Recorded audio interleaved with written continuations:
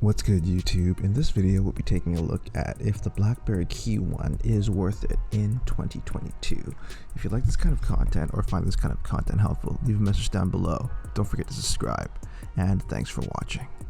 So, as we approach a new year here, our options for physical keyboards on phones are getting slimmer and slimmer. There is still hope that Blackberry, licensing its brand to other hardware developers, will yield some kind of new phone in 2022. But in the meantime, there's a few options that we have to choose from previous Blackberry licensing deals. The Keyone and the Key2 were two phones that Blackberry licensed out to TCL to create the hardware for, and both of these phones ran Android with some very unusual screen sizes.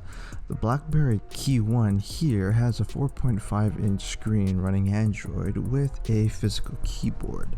The physical keyboard, unlike the Blackberry Key2, is rubberized in nature and has 4 rows.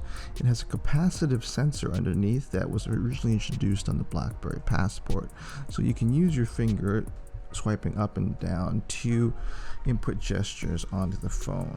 The keyboard also has a very nifty little fingerprint sensor right on the space bar, which is very well placed, and I find really complements the overall typing experience of this phone.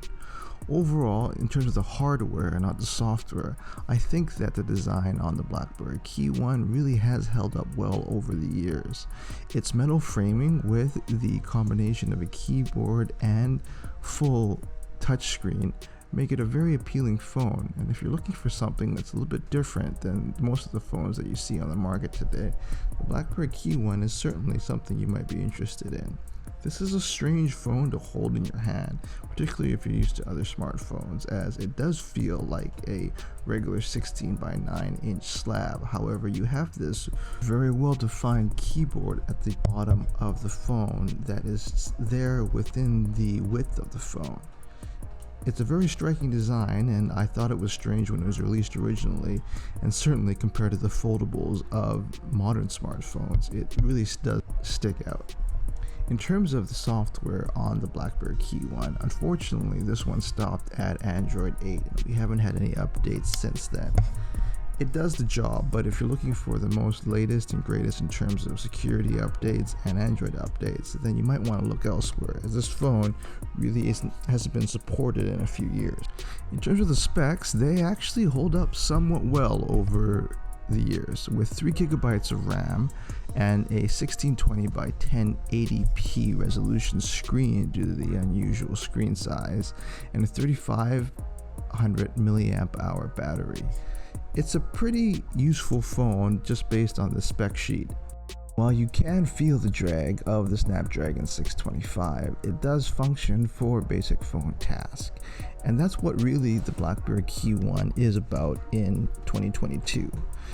If you're looking at this video and if you're interested in this phone, you're obviously interested in physical keyboards, and the physical keyboard function of the Blackberry Keyone still holds up in 2022.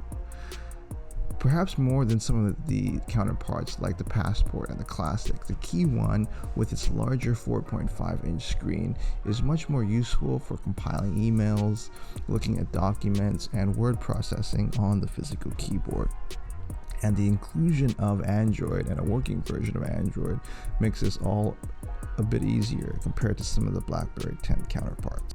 You want a solid physical keyboard typing experience, and while not the greatest Blackberry keyboard, the one found on the Keyone certainly will provide this for you. You of course have the very useful alternative keys, so you can access symbols and numbers very quickly on this keypad. And the addition of the capacitive screen means that you have a lot more screen real estate and your fingers aren't blocking the screen while you're typing on the Blackberry Keyone.